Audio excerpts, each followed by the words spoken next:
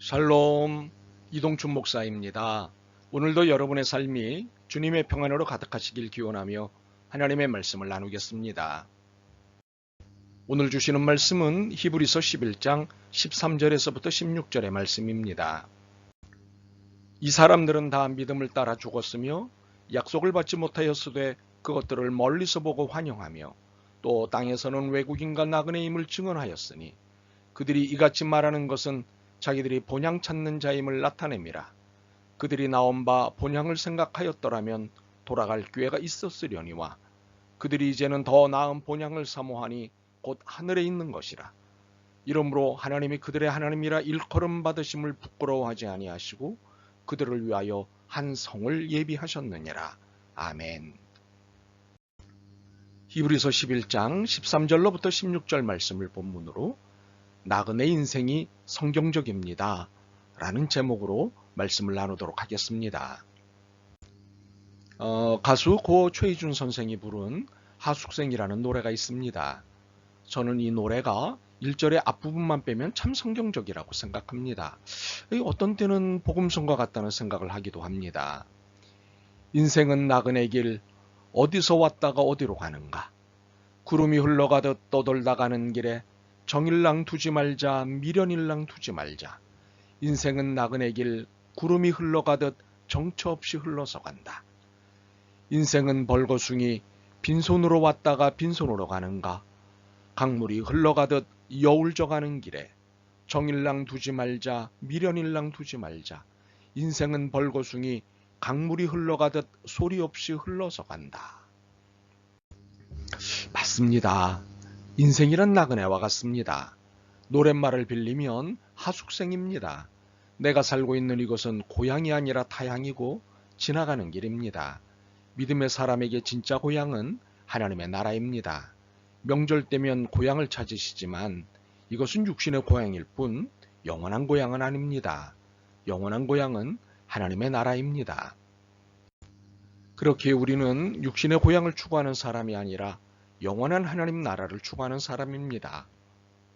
산란기가 되면 자기가 태어난 곳을 찾는 연업처럼 반드시 영원한 고향을 찾아가야 하는 사람입니다. 특히 인생의 터닝 포인트, 즉 반환점을 도신 50세가 넘은 분들은 천국 고향을 유난히 주목하셔야 합니다. 영원한 천국을 추구한다는 것은 삶의 중심에 천국이 있다는 것을 말합니다. 13절에 이 사람들, 즉 아브라함, 이삭, 야곱은 다 믿음을 따라 죽었으며 약속을 받지 못하였으되 그것들을 멀리서 보고 환영하며 라고 했습니다. 이 믿음의 조상들은 늘 하나님 나라를 사모하며 살았습니다. 밥을 먹을 때도, 일을 할 때도, 잠을 잘 때도 늘 하나님 나라를 생각하고 사모했습니다. 어떤 분들은 통일이 되면 북에 있는 고향에 먼저 가려고 휴전선 부근에 집을 짓고 살기도 합니다. 이처럼 우리는 세상에 살면서도 천국에 더 가깝게 살아야 합니다. 일생을 천국의 온갖 아름다움을 누리며 기뻐하며 살다 가는 사람이 있는 반면 어떤 사람은 천국이 멀고 희미해 가물가물한 상태에서 슬퍼하며 두려워하다가 가는 사람이 있습니다. 어떤 사람이 더 행복할까요? 우리는 이 세상을 나그네와 외국인으로 사는 사람들입니다. 13절과 14절입니다. 또 땅에서는 외국인과 나그네임을 증언하였으니 그들이 이같이 말하는 것은 본향 찾는 자임을 나타냄이라. 이처럼 믿음의 조상들은 약속의 땅을 바라보므로 이 땅에서 결코 안주하지 않았습니다. 항상 외국인과 나그네와 같이 살았습니다. 그렇다면 나그네처럼 산다는 것이 무엇인가요? 이는 베드로의 권면을 통해 알 수 있습니다. 베드로전서 2장 11절입니다. 사랑하는 자들아 거류민과 나그네와 같은 너희를 권하노니 영혼을 거슬러 싸우는 육체의 정욕을 제어하라. 나그네란 이 세상에서 천년만년 살 것처럼 세상 소망으로만 충만해서 욕심내고 사는 사람이 아닙니다. 오히려 짐이 가벼운 사람입니다. 너무 많은 짐을 들고 가려는 욕심을 버린 사람입니다. 여행 중에 본 에피소드입니다. 1박 2일 길어야 2박 3일 모임인데 어떤 분은 갈아입을 옷이 10벌입니다.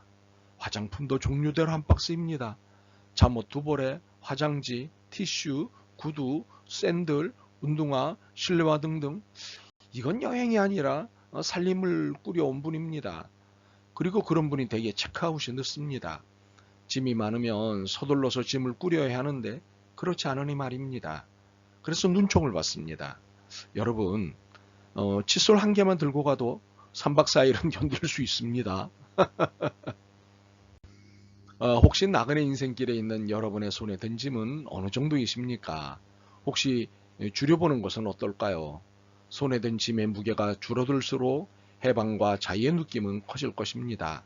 물론 필요한 것을 갖고 있어야 합니다. 그러나 욕심으로 갖고 있는 것은 피곤한 일일 뿐만 아니라 나쁜 일이기도 합니다. 좋은 욕심도 있다고 하지만 결국 화를 자초합니다. 일 욕심도 너무 많으면 생명이 단축됩니다. 건강에 욕심을 부려 과한 운동을 하면 오히려 건강을 해칩니다. 있는 것들을 헤아려 보시죠.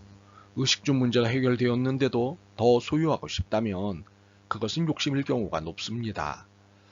과거에 저는 뷔페 식사를 좋아했습니다. 실컷 마음껏 먹을 수 있어서 좋았습니다. 그런데 가만히 생각해 보니 이게 건강을 망치는 음식입니다. 가면 열의 아홉은 본전 생각에 과식을 합니다. 안 먹어도 될 것을 구역구역 억지로 먹습니다.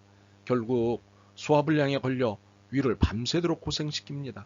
다음 날까지 컨디션 난조를 보이기도 합니다. 바울은 디모데전서 6장 7절과 8절에서 나그네 인생길을 사는 성도들에게 이렇게 권면합니다.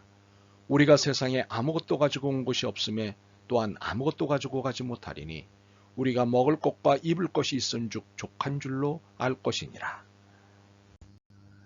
멧돼지 유화가 있습니다. 숲속의 멧돼지가 늦은 가을 감나무 아래를 지나다가 감나무에서 떨어진 홍시를 발견하고 이를 맛있게 먹었습니다. 달콤한 홍시 맛을 본 멧돼지는 홍시를 찾기 위해 땅을 뒤지기 시작했습니다. 그런데 쉽게 찾아지지 않았습니다. 그래서 너무 지쳤습니다. 그래서 벌렁 들어 누웠는데 홍시가 하늘 높이 감나무에 달려있는 것이었습니다. 이것을 본 멧돼지는 그만 흥분했습니다. 홍시는 땅에서 구하는 것인 줄 알고 수고했다가 아닌 것을 알게 되었기 때문입니다. 그래서 억울함에 발악을 하다가 결국 자기 분을 이기지 못하고 죽고 말았답니다. 이처럼 죽도록 60만을 위해 살다가 그것이 허무라는 것을 알았을 때 멧돼지처럼 되고 말 것입니다. 분노하지만 게임 끝입니다. 인생을 외국인과 나그네로 살지 않으면 이렇게 실망할 날이 옵니다. 그렇다면 우리는 나그네로서 인생을 사는 지혜를 배울 필요가 있습니다. 무엇일까요? 물론 인생을 사는 지혜는 관점에 따라 많고 다양하겠지만 일반적으로 세 가지가 있습니다. 첫 번째는 앞만 보고 사는 태도가 있습니다. 두 번째는 뒤만 보고 추억에 묻혀 사는 태도가 있습니다. 그런가 하면 제3의 방법이 있습니다. 미래의 시점에서 오늘의 현재를 뒤돌아보는 태도입니다. 자, 이 중 어느 것이 나그네인 우리의 삶을 의미있게 해줄 지혜일까요? 세 번째입니다. 이제 우리 모두가 나그네 인생길을 마치고 고향에 돌아갈 시간이 되었다고 가정해 봅시다. 이 시점에서 지금까지의 내 삶을 돌아보는 것입니다. 그런데 오늘의 시점에서 오늘을 보면 정확히 판단하지 못할 수도 있습니다. 그러나 미래의 시점에 서서 오늘의 나를 보면 가장 객관적으로 현재의 나를 평가할 수 있습니다. 인생이 전혀 후회하지 않을 수는 없겠지만 바라기는 후회함이 적은 인생, 더 나아가서는 승리의 나그네 인생길을 살아가실 수 있기를 응원합니다. 아멘. 주님, 저희가 자주 천국의 나그네 본향의 순례자임을 놓치며 삽니다.